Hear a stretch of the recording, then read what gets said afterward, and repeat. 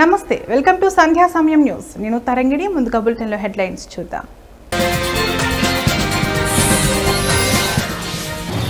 రేపు మోడీ అధ్యక్షతన కేబినెట్ భేటీ ఆపరేషన్ సింధూర్ తర్వాత తొలి సమావేశం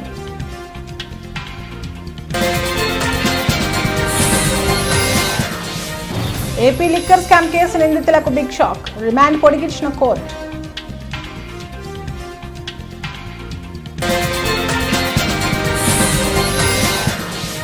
తుని కేసు విషయంలో ఏపీ ప్రభుత్వం కీలక ప్రకటన కేసును రీఓపెన్ చేసే ఉద్దేశం లేదన్న ప్రభుత్వం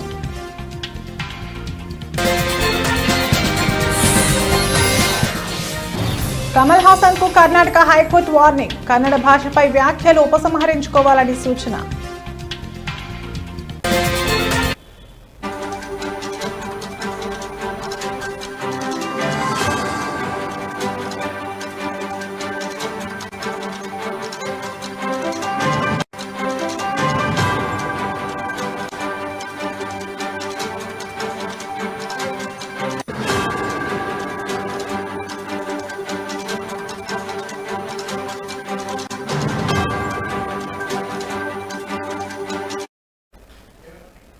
బ్రేకింగ్ న్యూస్ కేంద్ర మంత్రి మండలి సమావేశం రేపు జరగనుంది సుదీర్ఘ కాలం తర్వాత కేంద్ర మంత్రి మండలి సమావేశాన్ని ఏర్పాటు చేశారు సుష్మా స్వరాజ్ భవన్ లో ప్రధానమంత్రి నరేంద్ర మోదీ అధ్యక్షతన ఈ సమావేశం జరగనుంది ఎన్డీఏ ప్రభుత్వం 11 ఏళ్ల పాలనను పూర్తి చేసుకున్న నేపథ్యంలో కేంద్ర మంత్రి మండలి సమావేశాన్ని ఏర్పాటు చేసింది ఈ నెల 9వ తేదీతో ఎన్డీఏ ప్రభుత్వం మూడోసారి అధికారంలోకి వచ్చి సంవత్సర కాలం పూర్తవుతుండటంతో పాటు ఆపరేషన్ సింధూర్ నేపథ్యంలో జరుగుతున్న కేంద్ర మంత్రి మండలి సమావేశానికి ప్రాధాన్యం ఏర్పడింది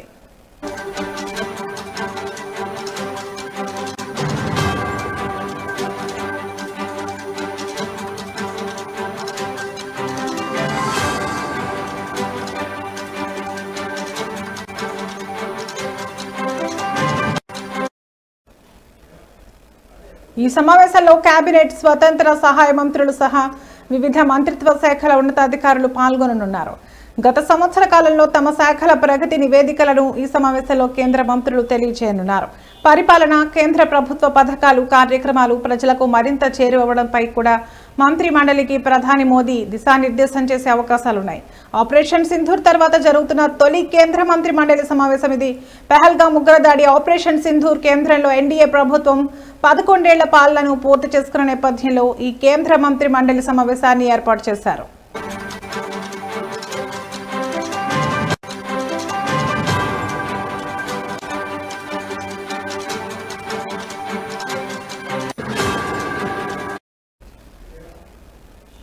కొత్తగా కేబినెట్ ఏర్పాటు చేసిన తర్వాత మొదట్లో ఒకసారి మాత్రమే నిర్వహించారు అందరికీ పరిచయ కార్యక్రమంలా ఈ సమావేశాన్ని ఏర్పాటు చేశారు తాజాగా ఇప్పుడు ఎన్డీఏ ప్రభుత్వం 11 ఏళ్ల పాలనను పూర్తి చేసుకున్న నేపథ్యంలో కేంద్ర మంత్రి మండలి సమావేశం జరుగుతోంది సహజంగా ప్రతి బుధవారం కేంద్ర మంత్రివర్గ సమావేశం జరుగుతుంది కానీ 4-5 నెలలకు ఒకసారి మాత్రం కేంద్ర మంత్రి మండలి సమావేశం జరుగుతుంది సుదీర్ఘకాలం తర్వాత జరుగుతున్న ఈ సమావేశానికి ప్రాధాన్యత సంతరించుకుంది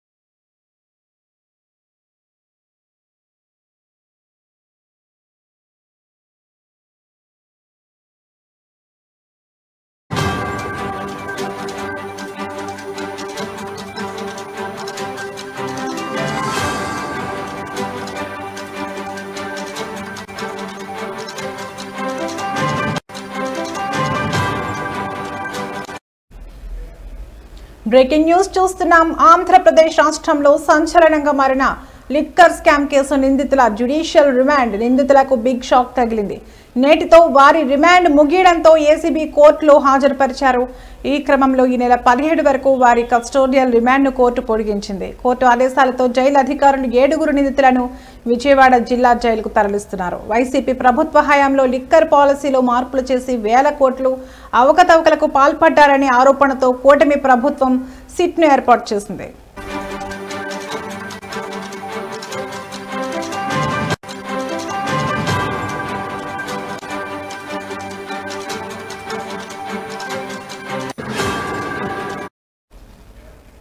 దీంతో విచారణ చేపట్టిన సిట్ అధికారులు ఈ కేసులో కసిరెడ్డి రాజశేఖర్ రెడ్డి, సజ్జల శ్రీధర్ రెడ్డి, చాణుక్య దిలీప్, బాలాజీ గోవిందప్ప, కృష్ణమోహన్ రెడ్డి, ధనుంజయ రెడ్డిలను అరెస్ట్ చేసింది.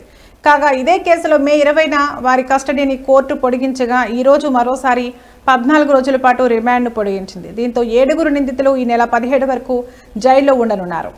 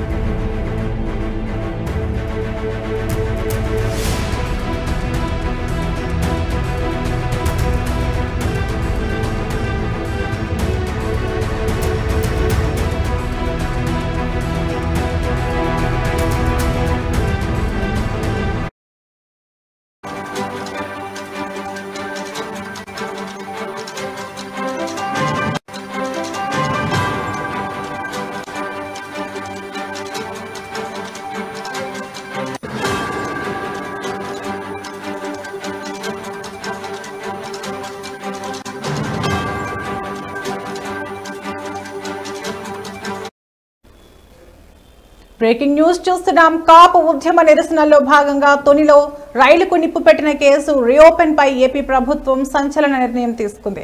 తమకు ఈ కేసును రీఓపెన్ చేసే ఉద్దేశం లేదని, తిరిగి విచారణ చేయాలని హైకోర్టులో పిటిషన్ వేసే ఆలోచన కూడా లేదని ఏపీ ప్రభుత్వం ప్రకటించింది.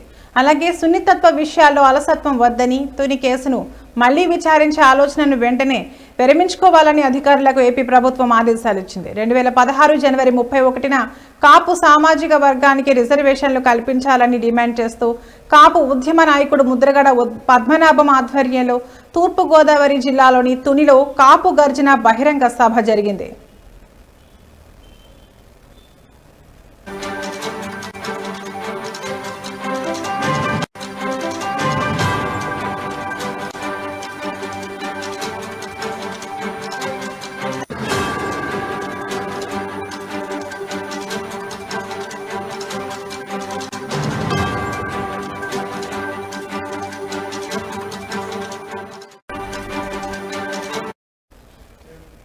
ఈ సందర్భంలో గుర్తు తెలియని వ్యక్తులు తుని రైల్వే స్టేషన్ సమీపంలో రత్నాచల్ ఎక్స్ప్రెస్ రైలును దగ్ధం చేశారు. ఈ ఘటన రాష్ట్ర వ్యాప్తంగా, దేశవ్యాప్తంగా సంచలనం సృష్టించింది. అయితే సుదీర్ఘ విచారణ అనంతరం ఈ కేసులను విజయవాడ రైల్వే కోర్టు కొట్టివేసింది. దీంతో కాపు ఉద్యమకారులపై ఉన్న కేసులను గత వైసీపీ ప్రభుత్వం కొట్టివేసింది. అయితే ఈ కేసులపై తాజాగా కూటమి ప్రభుత్వం దృష్టి పెట్టి వెంటనే ఈ కేసుపై హైకోర్టులో అప్పీల్ చేయాలని పీపీని ఆదేశించగా ఈ మేరకు హోంశాఖ ముఖ్య కార్యదర్శి విశ్వజిత్ ఉత్తర్వులు జారీ చేశారు. కాగా ఈ నిర్ణయంపై పెద్ద ఎత్తున వ్యతిరేకత రావడం సున్నితమైన అంశం కావడంతో కూటమి ప్రభుత్వం యూటర్న్ తీసుకున్నట్లు తెలుస్తోంది.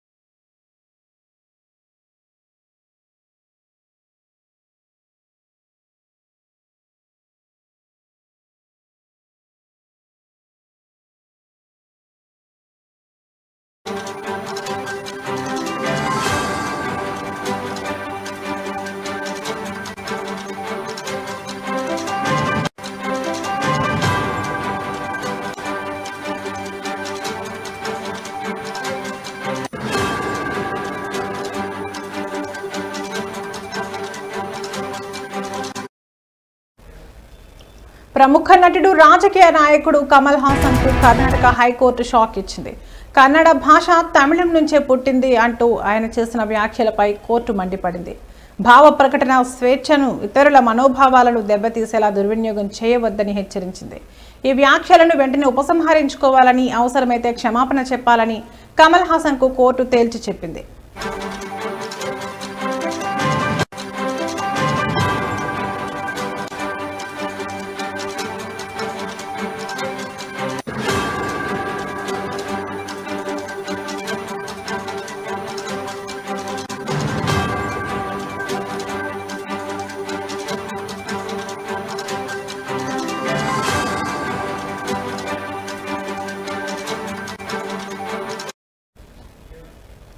మీరు సామాన్యులు కారు, మీకు వాక్ స్వాతంత్రం ఉంది, కానీ ఇతరుల మనోభావాలను గాయపరిచే హక్కు లేదు. ప్రజల మనోభావాలను దెబ్బతీసేంతగా ప్రాథమిక హక్కును వినియోగించుకోలేరు. ఇప్పుడు మేము ఈ విషయాన్ని మీకే వదిలేస్తున్నాం.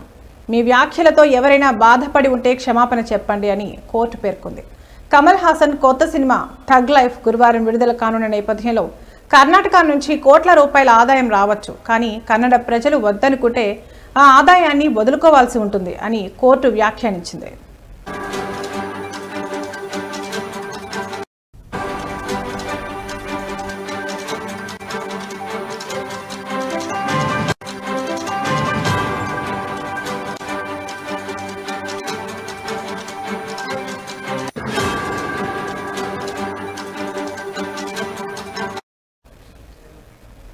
తమిళనాడులో అధికార పార్టీ డిఎంకే మద్దతుతో కమల్ హాసన్ రాజ్యసభలో అడుగుపెట్టనున్న విషయం తెలిసిందే. అయితే తన తాజా చిత్రం థగ్ లైఫ్ ఆడియో రిలీజ్ ఫంక్షన్లో చేసిన వ్యాఖ్యలు వివాదాస్పదంగా మారాయి. నా జీవితం, నా బంధుత్వం తమిళం, మీ భాష కన్నడ, తమిళం నుంచి పుట్టింది, కాబట్టి మీరు కూడా అందులో భాగమే అని ఆయన అన్నారు. ఈ వ్యాఖ్యలపై కర్ణాటకలో తీవ్ర వ్యతిరేకత వ్యక్తమైంది. కమల్ హాసన్ క్షమాపణ చెప్పాలని, లేదంటే కర్ణాటకలో థగ్ లైఫ్ సినిమా విడుదలను అడ్డుకుంటామని కన్నడ సంఘాలు హెచ్చరించాయి. కర్ణాటక ఫిల్మ్ ఛాంబర్ కూడా ఇదే ప్రకటన చేయడంతో కమల్ హాసన్ కోర్టుకు ఎక్కారు.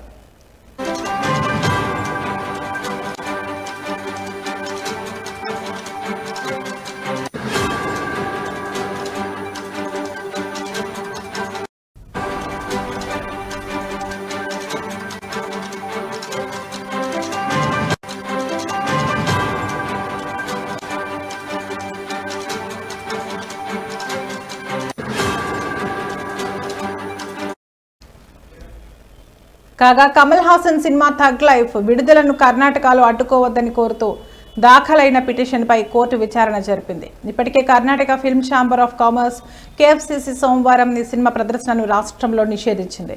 కమల్ క్షమాపణ చెప్పే వరకు సినిమా విడుదలకు అనుమతించేది లేదని కేఎఫ్సిసి అధ్యక్షుడు ఎంఎం నరసింహులు స్పష్టం చేశారు. అయితే తాను తప్పు చేయలేదని, కాబట్టి క్షమాపణ చెప్పే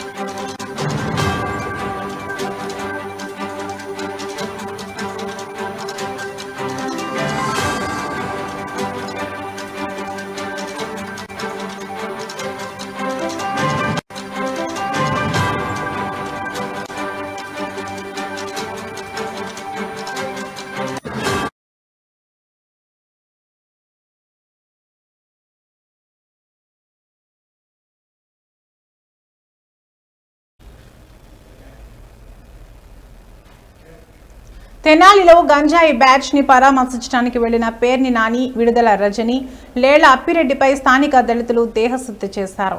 అసాంఘిక శక్తులకు సహకరించడం ఏంటని, వాళ్లు చేసిన అరాచకాలు చాలా ఉన్నాయని, వాటికి మీరు సహకరిస్తారా అంటూ అరుస్తూ వారికి దేహశుద్ధి చేశారు. వైసీపీ కార్యకర్తలు అడ్డుపడటంతో అక్కడి నుంచి పరారయ్యారు.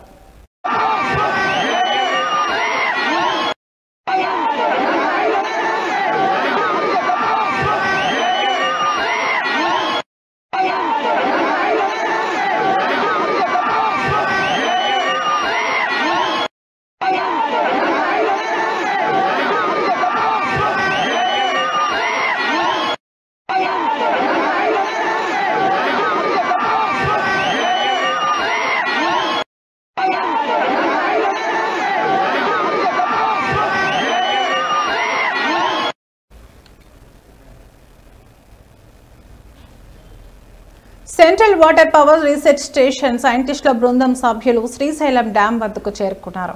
డ్యాం ప్లంజ్ పూల్ పై 3 రోజుల పాటు సర్వే చేయనున్నారు. గత నెల 20న వారు డ్యాం భద్రతకు సంబంధించి పలు అంశాలపై అధ్యయనం చేసిన విషయం తెలిసిందే. మరోసారి పూర్తి స్థాయిలో అధ్యయనం చేయనున్నారు. కాగా శ్రీశైలం జలాశయంలో దిగువన ఉన్న plunge pool concrete, steel cylinder drums భారీ వరద కారణంగా దెబ్బతిన్నాయి. దీంతో భారీ గుంత ఏర్పడటంతో డ్యాం సేఫ్టీపై కొద్ది రోజులుగా ఆందోళనలు మొదలయ్యాయి.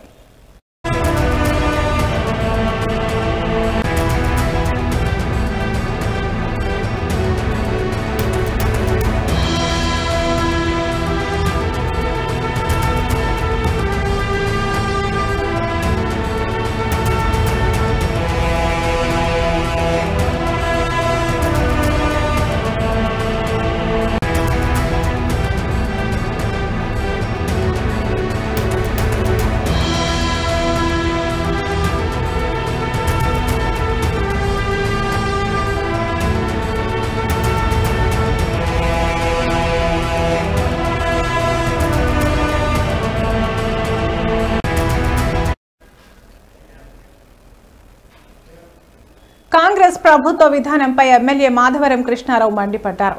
హైదరాబాద్ తన కార్యాలయంలో మాట్లాడుతూ కాంగ్రెస్, బీజేపీ పార్టీల ఫ్లెక్సీలను తొలగించని అధికారులు బీఆర్ఎస్ ఫ్లెక్సీలను ఎందుకు తొలగిస్తారని ప్రశ్నించారు. తెలంగాణ రాష్ట్ర సాధన కోసం ఉద్యమం చేసిన నాయకుడు మాజీ మంత్రి హరీష్ రావు పుట్టినరోజుకి ఫ్లెక్సీలు ఏర్పాటు చేస్తే తొలగిస్తారా? కేసీఆర్ పుట్టినరోజు, ఎమ్మెల్యే కృష్ణారావు జన్మదినం, బీఆర్ఎస్ రజోత్సవం కార్యక్రమానికి అవ్వకముందే చేసుకున్న ఫ్లెక్సీలు తీసేస్తారా అని ఆగ్రహం వ్యక్తం చేశారు. కాంగ్రెస్ పార్టీ ఎమ్మెల్యేలు వచ్చినా, బీజేపీకి సంబంధించిన ఎమ్మెల్యేలు, ఎంపీలు, మంత్రులు వచ్చినా బ్యానర్లు మాత్రం తీయటం లేదు. ఒక టీఆర్ఎస్ పార్టీ తెలంగాణ రాష్ట్రం తెచ్చినటువంటి గొప్ప నాయకుడు కేసీఆర్ గారు బర్త్డే నాడు బ్యానర్ కడితే 10 నిమిషాలు తీసి పడేశారు. నా బర్త్డే పెడితే 2 సంవత్సరాలు నా బర్త్డే నాడు కూడా కూకట్పల్లిలో 10 నిమిషాలు రాత్రిలో తీసేశారు. మరి ఇలా హరీష్ రావు గారు బర్త్డే ఇలా తెలంగాణ గురించి ఎంతో పోరాడినటువంటి వ్యక్తి, గొప్ప వ్యక్తి, అటువంటి వ్యక్తిది బర్త్డే అభిమానులు బ్యానర్లు కట్టుకుంటే ఇలా మొత్తం భవన్ కాండే కానీ హైదరాబాద్ నగర్లో ఉన్నటువంటి అభిమానులు కట్టినటువంటి బ్యానర్లను మరి రకంగా తీయడం అని హైడ్రా కమిషనర్ ఆలోచన చేసుకోవాలి. మీ చేతిలో అధికారం ఉందని చెప్పి అసెంబ్లీ దగ్గర ఎన్ని ఉంటాయి మీరు ఒకసారి చూసుకోండి. కాంగ్రెస్ పార్టీ కార్యాలయం దగ్గర ఎన్ని ఉంటాయో ఒకసారి చూసుకోండి. బీజేపీ కార్యాలయం దగ్గర ఎన్ని ఉంటాయో చూసుకోండి. మీరు చోటబాయ్ బడాబాయ్ ఏమో ఉంటాయి, మా ఏమో తీయడం అనేది ప్రజాస్వామ్యంలో మంచిది కాదు. హైడ్రా కమిషనర్ గారు మీరు ఒకసారి ఆలోచన చేయండి. ఇది చాలాసార్లు చెప్పి చూసామేమి, ఇది మంచిది కాదు. అందరికి ఒక న్యాయం చేయాలి తప్ప మీరు ఒక పార్టీకి ఒక న్యాయం, ఒక పార్టీకి ఒక న్యాయం చేయడం అనేది దుర్మార్గమైన విషయం. ఇది ఇలా నిజంగా అటువంటి గొప్ప నాయకుని బ్యానర్లు చింపడం అనేది ఇది తెలంగాణ రాష్ట్రాన్ని అవమానించినట్టు. అందరికి ఒక న్యాయం ఉన్నప్పుడు మాకు ఆ న్యాయం ఇవ్వాలి తప్ప మా బ్యానర్లు చూస్తే 20 పనులు తీయడం.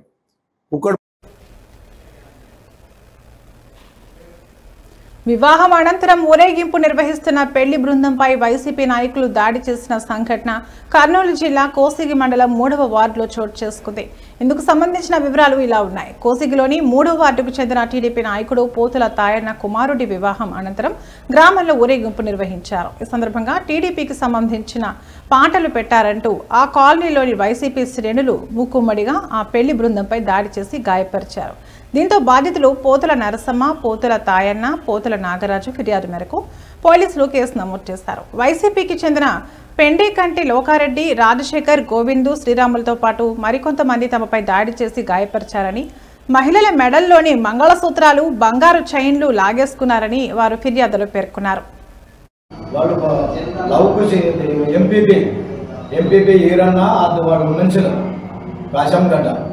ఇంటి దగ్గర మామెందుకు కొడతాం, నడి రోడ్లో పోతున్నాం అంటే ఏ లేదు మీరు టీడీపీలో మా టీజే మాట్లాడుకోడు, టీజే పెట్టుకోడని వాళ్ళు దాడి చేయడానికి వచ్చినారు. ఎవరంటే శ్రీరాము, కూడా శ్రీరాము, లోకరెడ్డి ఇంట్లో తమ్ముడు, తర్వాత గొప్ప మనముడు గోపాల కొడుకు, తర్వాత గుల్దర్శన కొడుకులు వచ్చి కొల్లారు చూసినాం. చూస్తే కూడా ఇవి ఇప్పటి వరకు నా బులెటిన్ అప్డేట్స్. మరో బులెటిన్లో మళ్ళీ కలుద్దాం. నమస్తే.